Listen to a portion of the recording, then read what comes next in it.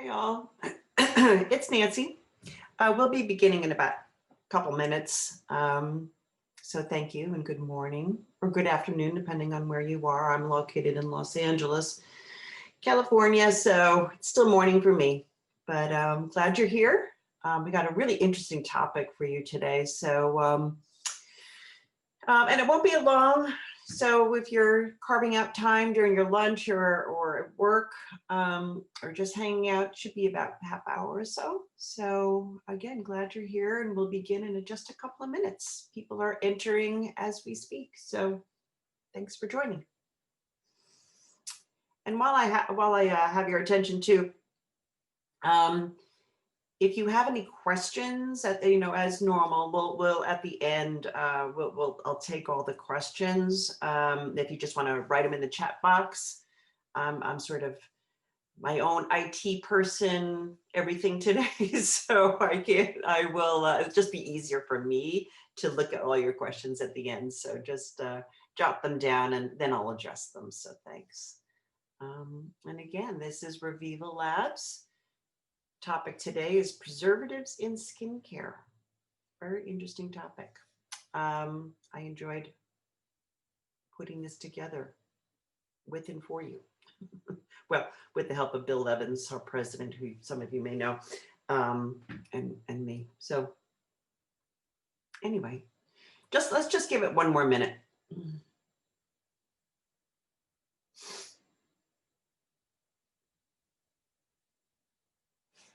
Wish I could see you guys. I'm talking into a vacuum. I recognize some of your names, so welcome. All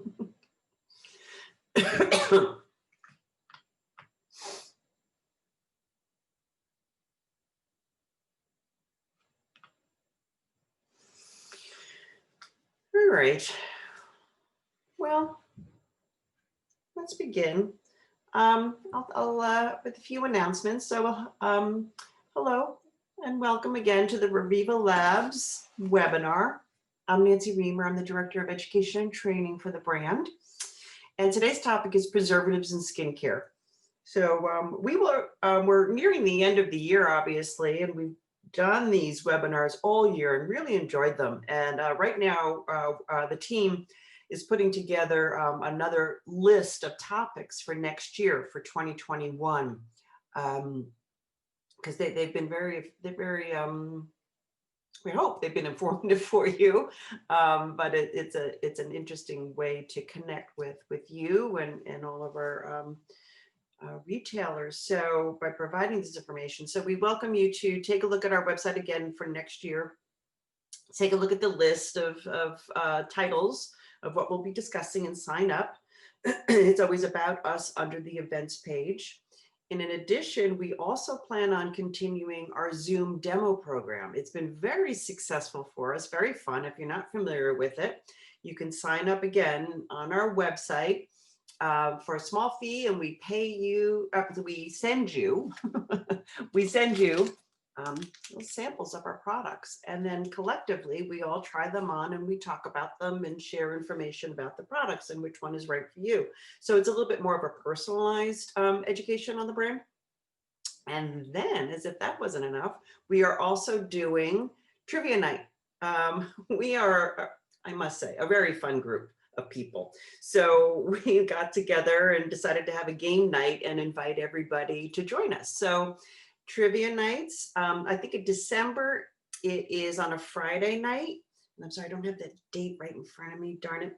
But we're going to be changing it to Thursday night. We think that might just be a little bit easier for people to join at the end of a week. So just take a look on our website, and I hope you consider joining us. We have a really fun time answering all sorts of different kinds of trivia topics, and we hand out gifts and prizes, and people win stuff. So it's really quite fun.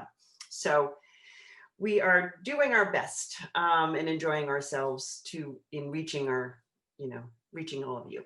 So with that, I think we've got a few more people joining us. And again, my name is Nancy. I'm the educator for Reviva Labs, and today's topic is preservatives in skincare. So I'm going to go ahead and share my screen with you guys right now, and we'll begin.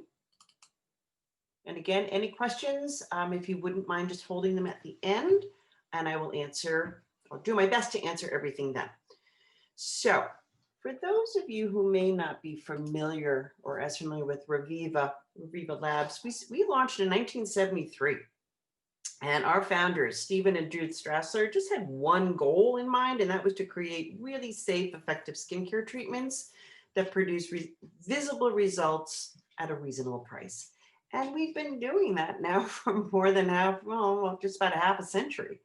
And we are committed to always using the highest quality ingredients that are both safe and effective. And in particular, you'll understand even more how we do that with this particular topic today with preservatives. So, and as we continue to formulate really clean and natural products suitable for all skins. So let's jump right into this. You know, it's interesting when you think about purchasing a new skincare item, you usually consider as a consumer what you want that product to do for you, whether moisturizing, firming, cleansing, so on and so forth. But you don't really ever think about that very same product, how that very same product is able to do what it does for you day after day, month after month. So that's why we decided to talk about the real backbone of so many formulas, maybe even the superstars in a way, that allows you to use that product day after day and to keep your skin and keep it safe for you to use as well. So my goal in doing this was hopefully that, you know, not only we understand the why and the what, but maybe have a little bit of a more of appreciation for what goes into formulating and how hard it is sometimes for your favorite brands to ensure that products are safe enough to use time after time. So the basic question we begin with, and it's pretty basic, is why use preservatives at all? Well, they're necessary. They help guard against contamination by microorganisms like bacteria or mold or fungus. But they also help in chemical stability in the whole formula, such as like oxidation is a really common one. And if a product starts to oxidize, it can disrupt the efficacy of the product. So if either of these changes happens, at best, the products may change color or consistency a little bit. And at worst, it's going to cause irritation and maybe even infection in the skin. So the use of preservatives really is throughout the whole product life cycle in terms of formulating it. So at the very, very beginning, raw materials used that we choose and pick based on what we want this new product to do are all tested and preserved prior to be using in a formula. So they come with the preservative in them sometimes, most times, I mean, but which preservative is also obviously a consideration. We'll get into that in a little bit.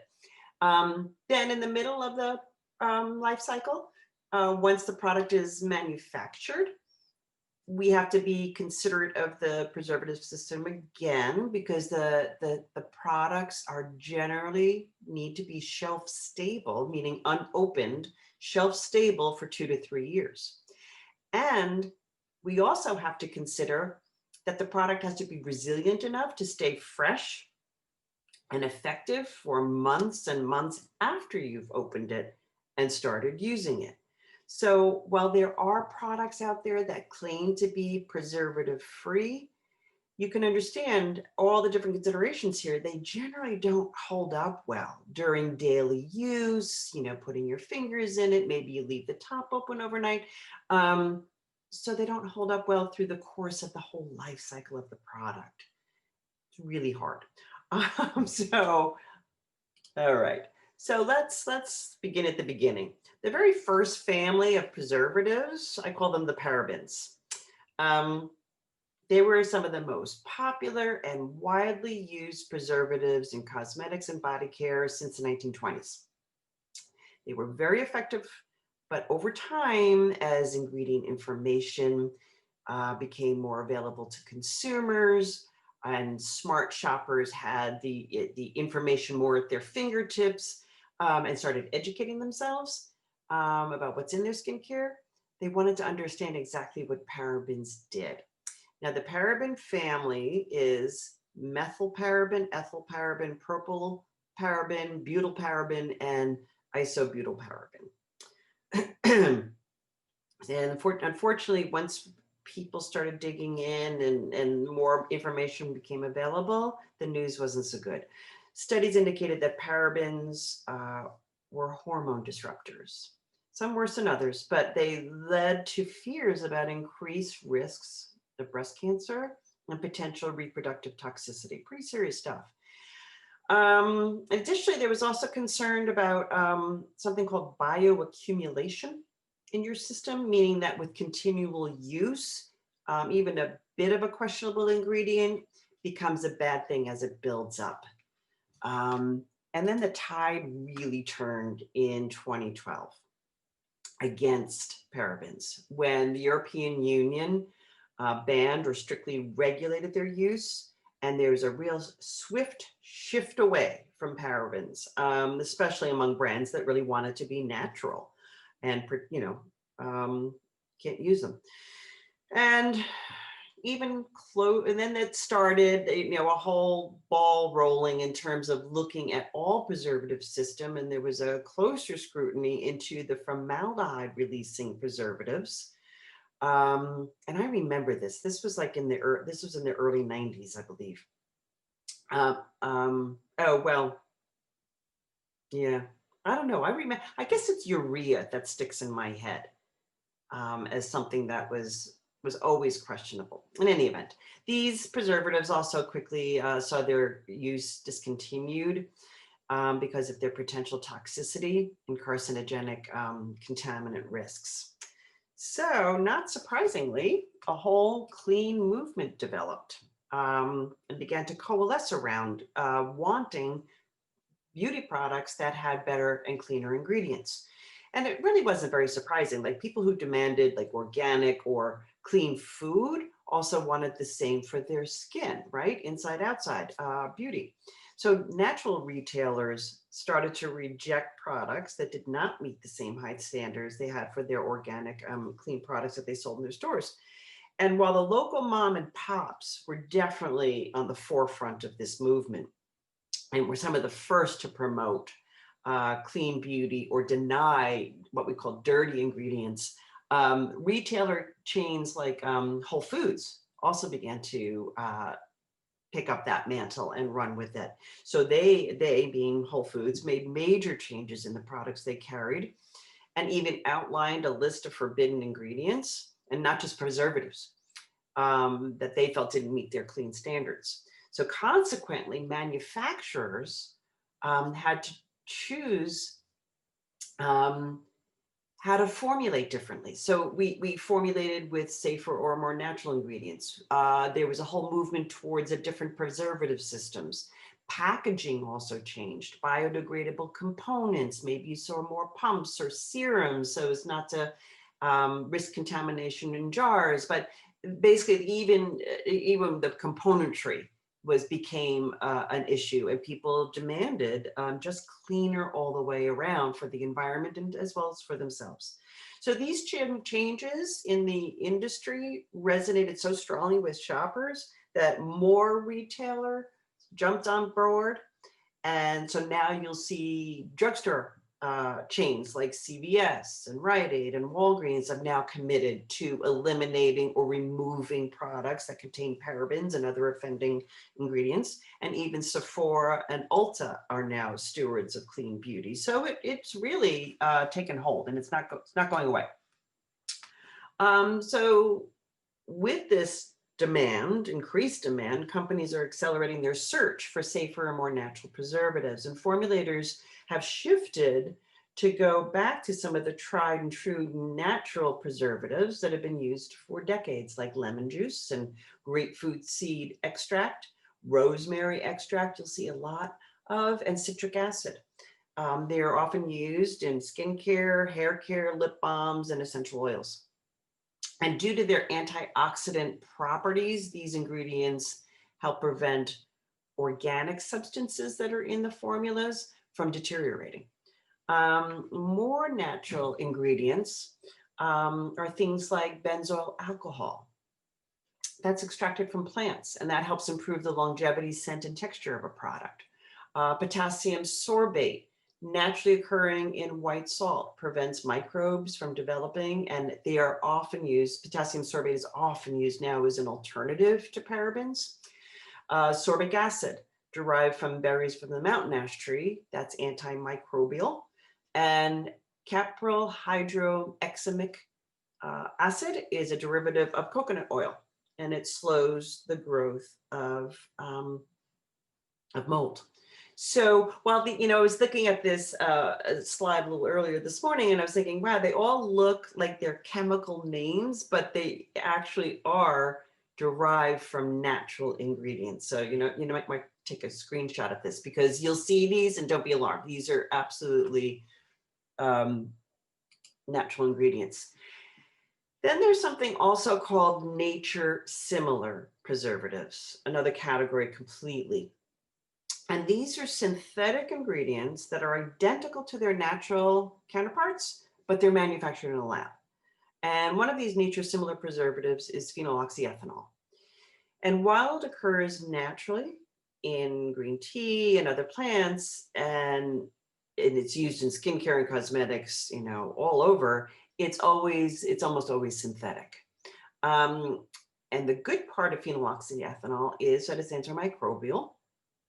And it also provides stability to a wide range of formulas, no matter what the pH balance is. So if it's more acidic or more basic, it could be used in cleansers, it can be used in moisturizers and scrubs.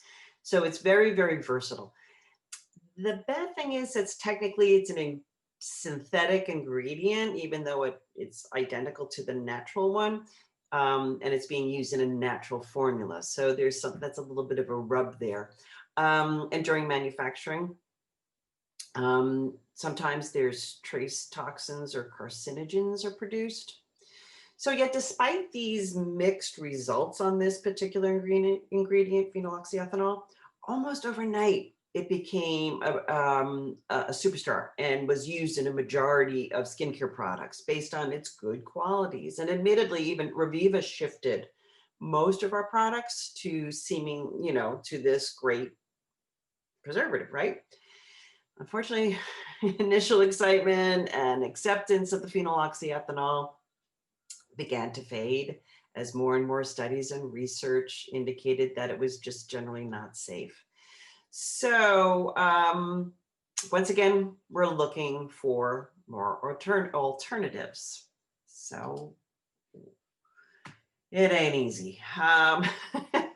There's a lot of trade-offs and considerations when you're developing a new skincare product. So this is a little bit of a look behind the scenes with things that we are considering now.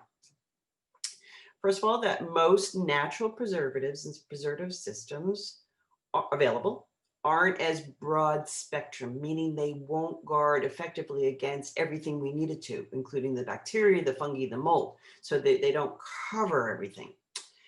Okay, and then there's a pH balance of the formula to be considered, and which preservative is most effective at a more acidic or basic level. In addition, the same thing holds true for whether it's an oil-based or a water-based product. You have to consider that when you're, mixing in your ingredients together, as well as packaging. Packaging is absolutely considered, whether it's going to be a pump and just, just little bits at a time, so there's no contamination to the mass, or does it need to be in a jar? And if it's in a jar, then what do we have to add to protect the product? So like I said, it ain't easy, but we are moving more towards, as many other brands are as well, to something called preservative cocktails.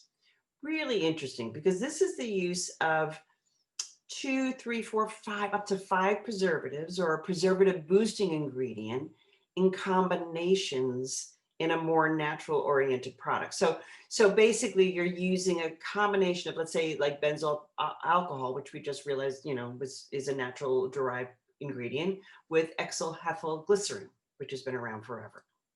or the two glycols, glycerol caprolite and glycerol undercyclinate with potassium sorbate, the salt one, right? So instead of having 2% of one ingredient, you can actually do a mixture of like maybe a half a percentage of multiple ingredients to create a more capable, stable, broad spectrum preservative solution. So there's lots of brands moving this way, including ourselves. So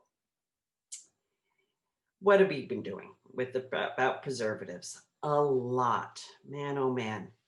In early 2019, Reviva's began to reevaluate our preservative systems. And like most of our competitors who had shifted to rely heavily on phenoxyethanol, we started to take a closer look and said we can do better. So we decided to take the lead and just replace it. So this kicked off a lengthy journey to find the real optimal alternative for each formula. Now, mind you, as some of you probably know, we have 50 plus products. So literally, you have to test each new preservative system, go through formula iterations. Oh, I was just looking on my desk. I was just sent more formulas yesterday of some things that we changed. So all of us get sent it and we test it, we try it, make sure that it still feels the same, it acts the same, it's effective, without the phenoxyethanol. And that's just the beginning. Then after the new formula is set, we go, yep, we like this one. To our formulators, we have to go through something called preservative efficacy testing, PET evaluations, to ensure that, remember that shelf stability, the part 2, the middle stage of a formula's life cycle. And that takes nearly a year. But we've made tremendous progress because as we near the end of 2020, so after nearly a year, we have successfully removed phenoxyethanol from 15, soon to be 18 of our items, and most of them are top sellers. And with each manufacturing run of the product, so meaning when the product runs out, we have to order a new run of all the bottles or jars, we change over that product to be phenoxyethanol free as well. We're not steadfastly opposed to phenoxyethanol because the European Union and actually Bill was talking about Japan apparently has a very stringent protocol towards preservatives as well. They say that 1% or under is fine. So when it makes sense, we're we'll use it, but we're actively looking to phase it out up to, I think, 95%. If not all of our products by the end of 2021. So just so you know, from here on out, these are the 15 products that are totally phenoxyethanol free. You'll take a look now that you have a little bit of a better understanding of what's replaced it. Honestly, I have to look at it myself more closely, but I'm quite sure it's some of those cocktails that I was talking about. And or just completely found other natural preservative systems. So no, like hyaluronic acid is one of our top #1 seller, and the e-stick, they usually duke it out for a place on the #1 list, in addition to the high potency collagen serum. Almost our entire firming category now is phenoxyethanol free. And we are now working on the brightening collection. Some are, anyway, so you can see right here. So, and again, there's 3 more right behind us that I just, wasn't totally approved yet, so I couldn't put it on the screen. But know that we're working hard to, after 50 years, we're not giving up. Almost 50 years, I should say. We are still continuing to develop and fine tune all those wonderful formulas that the Strassler family left us with.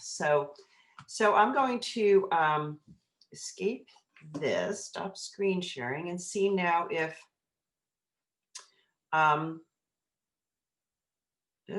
stop share. Okay, can also see my computer down and see, okay, I see a couple of chats here. Okay. At the end, will you go back to the natural ingredients slide? I didn't get a chance to take, oh, sure, Christy, I'll do that. And in the meantime, are these comparable to medical grade skincare in strength? I understand medical grade skincare isn't natural, but how do your products compare in terms of strength, potency, and efficacy? Let me go back to that slide first, Christy, and then. Okay, I'm going to screen share again and then take, I think I'm going to screen share.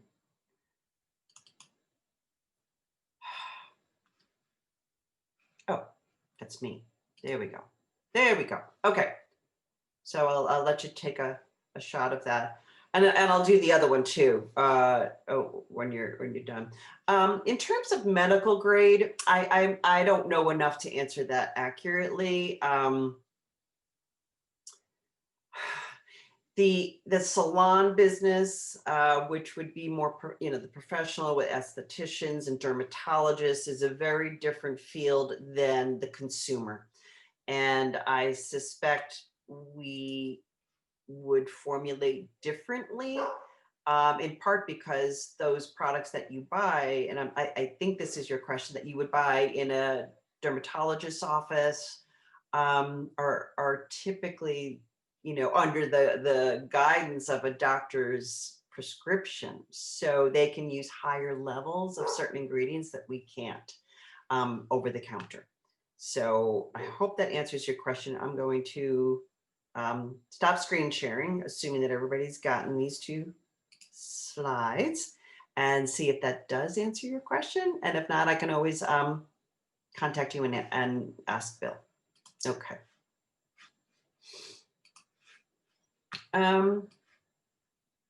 Any other questions? Well, hopefully you found this helpful. I'd like to, as I mentioned, we're just putting together a list of topics for next year, and I'm really thinking that this is the way to go. Maybe if you're interested or you want to reach out to me or to our brand, let us know what you're interested in hearing more about. I think there is an appetite for more information on ingredients, maybe formulations. How do we, go about again doing a new formula? What's part of the process? I don't know. I don't know. I feel like there may be an appetite for like pulling back the curtain and saying, hey, how does that skin brand do that? So, but I don't know. That's just me. I want to hear from you guys. So let us know. Yeah, thanks, Pat. Hey, good to see you. It'd be great to have ingredients on the list to describe. Oh, yeah. I have the ingredients on a list to describe to clients. Okay. We have something like that on our website, but I imagine you're talking as somebody who's a store owner. Pat, you would like something that you can actually pull up and pull out and say, boom, boom, boom, boom, boom, this is what it is. That's a really good idea. Okay, we can do that. I don't know about all the ingredients, but certainly in the top sellers, we can get to work on that. Anything else? Would you like to know?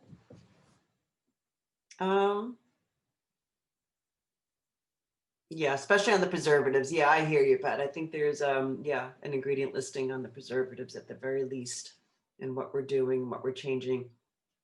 We have worked hard on this, as you know. I gave you the overview, but it's been a long journey. There's a lot to be considered in developing an ingredient, or a new product with ingredients. Yeah, sure. Babbling. Okay. All right, guys. If there's no more questions, again, I want to thank you for joining me. And please, I think the Zoom demo for this month is closed, but we will be doing another Zoom demo next month where you can try some of our great products collectively. That's fun. That's like a cosmetic party. It's really very fun. So I hope you join us. And don't forget trivia night. We are fun. and we love games. So please join us at Reviva Labs Trivia Night. All right, guys, have a wonderful day. Thank you very much for joining. Appreciate it. Take care.